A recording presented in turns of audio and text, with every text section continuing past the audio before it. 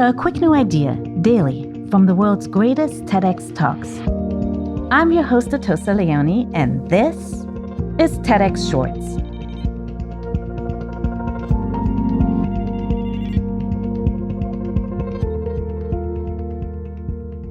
Ashley Whillans is an assistant professor at the Harvard Business School, where she studies how people navigate trade-offs between how they spend their time and how they spend their money.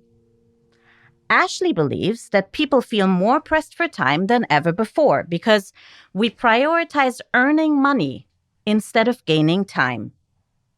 In today's episode, she shares simple strategies to overcome what she calls time poverty and gives tips on how to experience more fulfilling social relationships and satisfying careers. Over 80% of working Americans today report feeling time poor, like they have too many things to do in a day and not enough time to do them. These rising rates of time poverty have crushing effects on our happiness, our social relationships, and our physical health. Time poverty silences our laughter, steals our joy, and depletes our personal well-being. I'm a happiness researcher. I have a PhD in behavioral science. I wrote a 150-page dissertation on the link between time stress and unhappiness. My life's work thus far has taught me this one simple truth. Prioritizing time is really hard. We are taught that money is our most valuable resource. Our free time becomes time confetti thanks to our constant connection to our cell phones. And we say yes way too often, in part because we think we're going to have more time in the future than we do in the present. But luckily for us, the time-rich among us make small, simple decisions in their everyday lives that allow them to have more and better time. The time-rich among us prioritize time over money. No matter how much money they make, they're willing to give up some of their money in order to have more and better time. They're also likely to take all of their paid vacations. Now, this seems obvious, but many of us don't do it. If your boss were to put a giant stack of money on the table in front of you, you wouldn't walk away from it. But by failing to take all of your paid vacation, that's essentially what you're doing.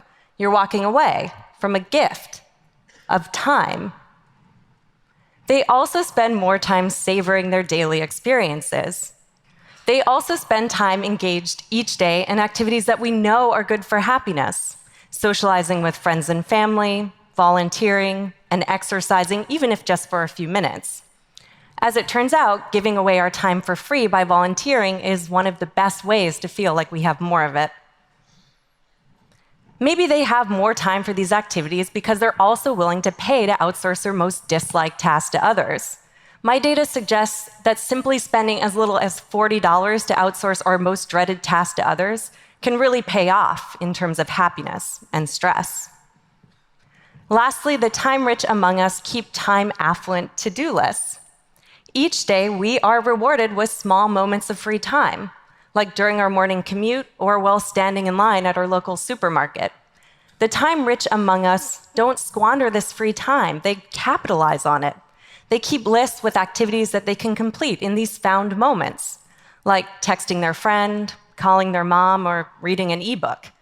So the next time you feel compelled to take that "What celebrity do I look like" quiz on the internet, try texting your best friend instead. It can be hard to prioritize time, in part because unless we are paid by the hour, it isn't always easy to measure what the value of our time is worth, but we can make time-related choices easier for ourselves. I define happiness dollars as the income equivalent of the happiness that you'd experience from making a time-related choice. And as it turns out, people who make less money actually benefit more from making time-related decisions. Outsourcing our most dreaded chores to others might feel frivolous, but we can see here that it really pays off. Outsourcing our most disliked tasks like house cleaning or grocery shopping produces a happiness gain. And if we add up all of the activities that I just mentioned, vacation, savoring, spending more time engaged in happiness-producing activities, creating time affluence to-do lists, we can actually make ourselves happiness rich. Who doesn't want that? Okay, so I'm sure some of you are sitting here thinking about how to game the system. I'm just going to outsource my most disliked task to someone else and then spend this additional free time working and making money while all these other suckers focus on free time and happiness. Not so fast. Some activities are so unpleasant that they actually feel like a pay cut.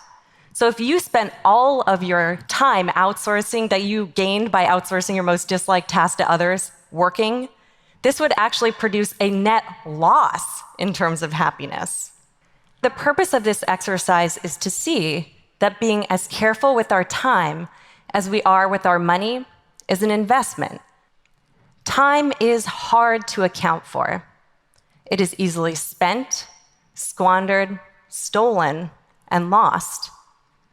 To overcome our overwhelming feelings of time poverty, we need to start shifting our attention away from work and making money to having more and better time by savoring our daily experiences, planning for our time as carefully as we plan our money, and holding ourselves accountable, such as by creating time affluence to-do lists.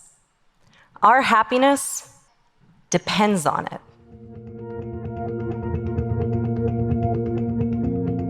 The TEDx talk you just listened to was recorded in Boston, Massachusetts.